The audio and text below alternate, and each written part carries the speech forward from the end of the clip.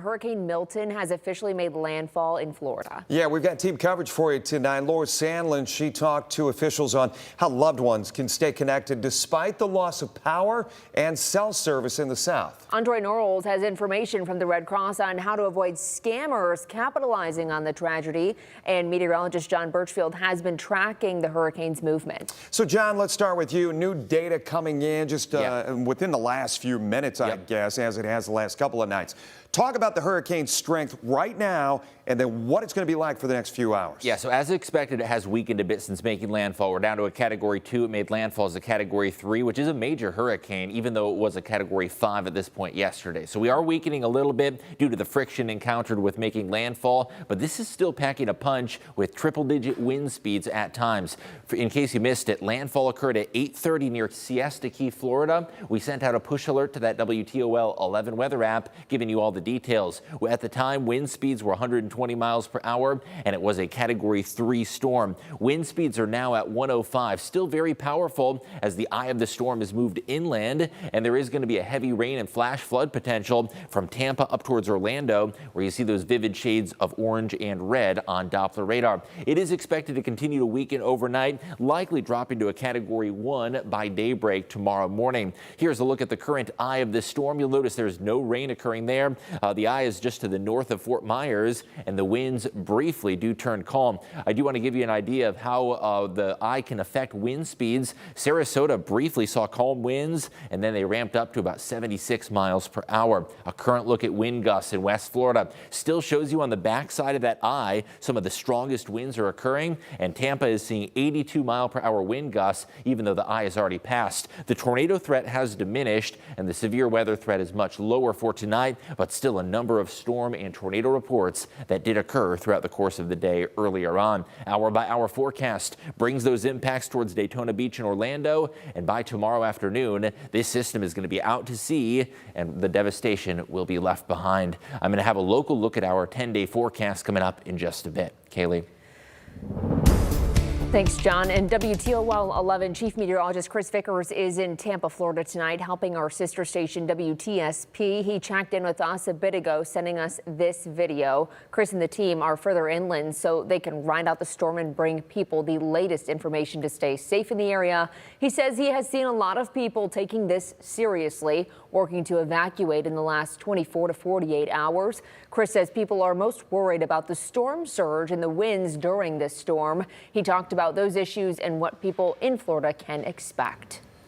Well, you know, the significance of the storm surge is really one of the more deadly aspects of what we expect with a hurricane. And essentially, with the direction that Milton is approaching the coastline, there's just nowhere for the water to go once that surge reaches the shoreline except onshore and inland. So some areas, especially from about Tampa Bay, more so south toward like Siesta Key and Sarasota, they're in line to see 11 to 15-foot storm surges.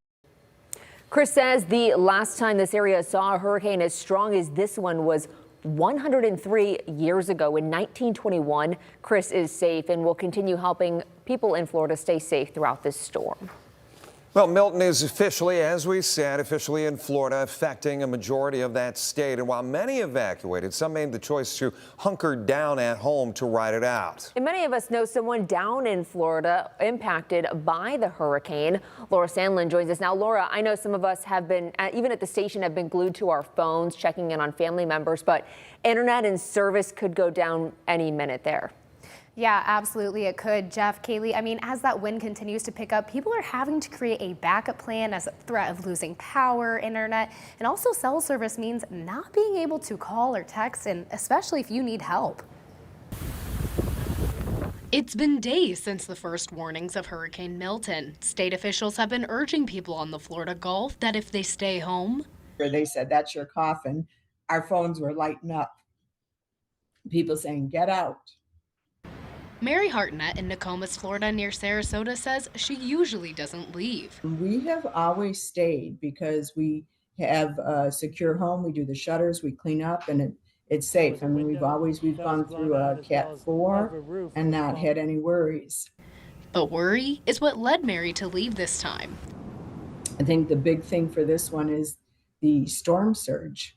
With this storm expected to hit many parts of the state, cell phone service is also a concern. Jim Lipinski lives in Port Charlotte, Florida, and used to live in Toledo. He says to make sure he can still reach out for help. You could always just get on the boat and use the boat radio. You can get on it and you can call, whether it's the Coast Guard or whoever or other people, just by going to the proper channel. Hartnett says her backup is a satellite phone. We tested ours yesterday for the SOS satellite because we figured they were telling us that the cell towers will probably go down and you will not have cell service.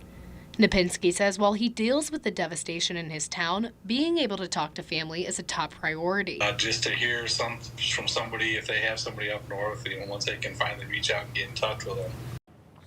For a list of how you can help and where, head on over to the WTOL website and check out our article on Hurricane Milton relief efforts. Reporting in the newsroom, Laura Sandlin, WTOL 11.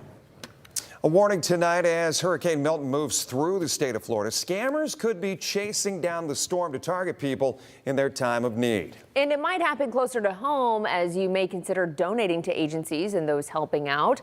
Andre Norrells is live to explain how to avoid becoming a victim. Andre?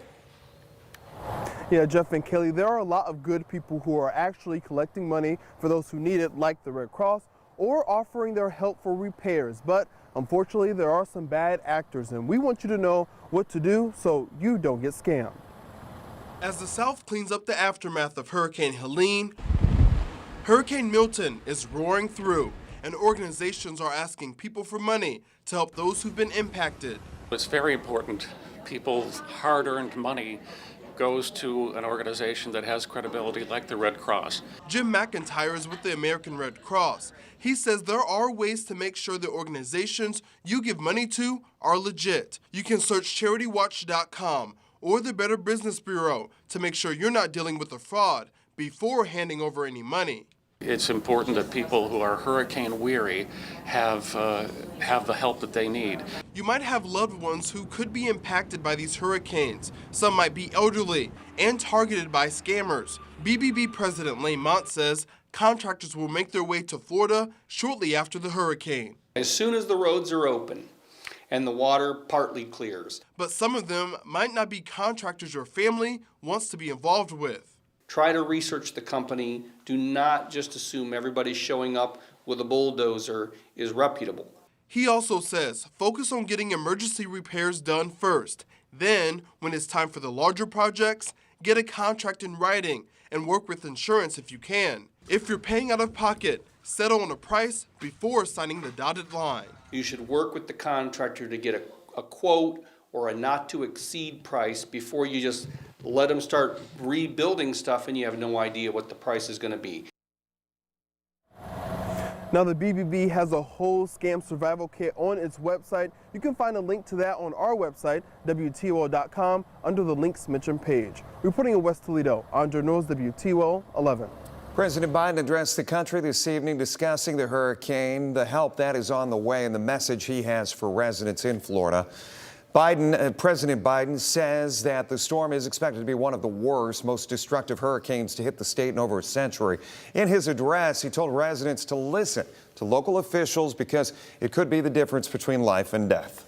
So I urge everyone in Hurricane Milton's path to listen to local officials and follow all the safety instructions they give. At this point, evacuation is probably difficult.